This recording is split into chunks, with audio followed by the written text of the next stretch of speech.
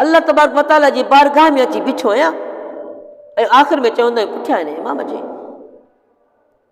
अल्लाह साईं फरमायो त अहिड़ा मुस्लमान ईमान वारा जॾहिं निमाज़ था कनि उन्हनि दिलि में ख़शियत इलाही हुजे, मूं रब जो उन्हनि दिलि में ख़ौफ़ हुजे।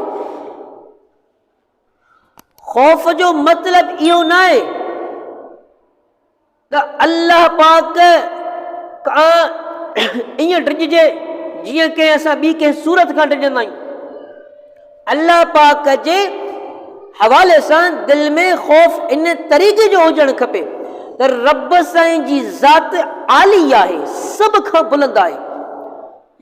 अल्लाह साईं जी महिरबानी आहे जो एॾी वॾी ज़ात हुजण जे बावजूदि रब साईं मूंखे पंहिंजे साम्हूं बीहण जी सलाहियत सख़्त ॾिनी आहे। अल्लाह पाक जी बारगाह में बीहण जी सघ ताक़त अल्लाह जे तरफ़ां मिले, इहा तमामु वॾी ॻाल्हि आहे।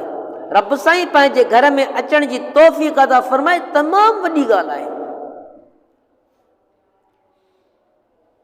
निमाज़ में ख़ुशू माना उहो अंदाज़, क़ुरान पाक जी जेका तिलावत कयूं उन क़ुरान पाक खे सम्झी करे तिलावत कयूं त जीअं निमाज़ में उहा तिलावत जॾहिं कयूं त निमाज़ में पोइ उहो सुकून ऐं सराहियत ऐं जेको आहे इस्तराहत ऐं उज़वनि जो हिकिड़ी जॻह ते बीहण सुकून सां निमाज़ अदा कजे त जीअं रब साईं जे साम्हूं अदब ऐं अख़लाक सां माण्हू बीह सघे।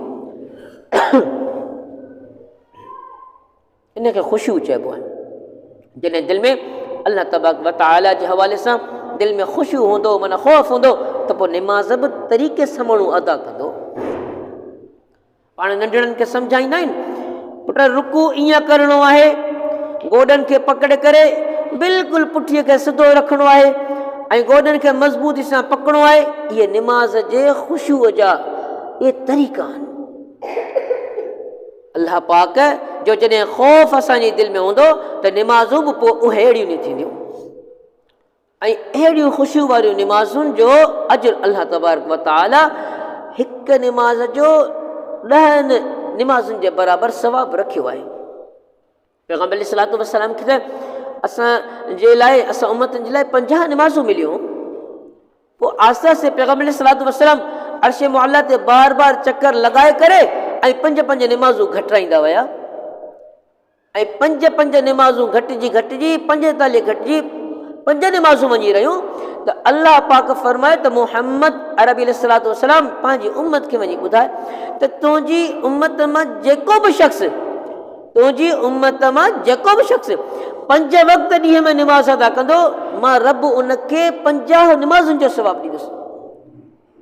माना हिकिड़ी निमाज़ जो 10 निमाज़ुनि जे बराबरि सवाबु आहे। पर अफ़सोस सां चवणो पए थो त असां वटि निमाज़ अदा करण जो वक़्तु ई कोन्हे को। अल्लाह पाक मोमिन माण्हूअ जी पहिरीं सिफ़त इहा ॿुधाई त उहो निमाज़ अदा कंदो आहे ऐं उन जी निमाज़ ख़ुशू वारी हूंदी आहे। ॿी सिफ़त कहिड़ी आहे मोमिन जी, मुस्लमान जी ॿी सिफ़त कहिड़ी आहे? सिपारो अरिड़ो ऐं मोमिनून सूरत आहे। क़द अफ़लह सिपारो, अरिड़ो सिपारो। उन अरिड़े सिपारे जी आयत नंबर 3 ऐं सिफ़त नंबर 2 वल्लज़ीन हुम अनिल लग़्वी मुअरिज़ून। ए पैगंबर अलैहिस्सलातु वस्सलाम पंहिंजी उम्मत खे ॿुधाए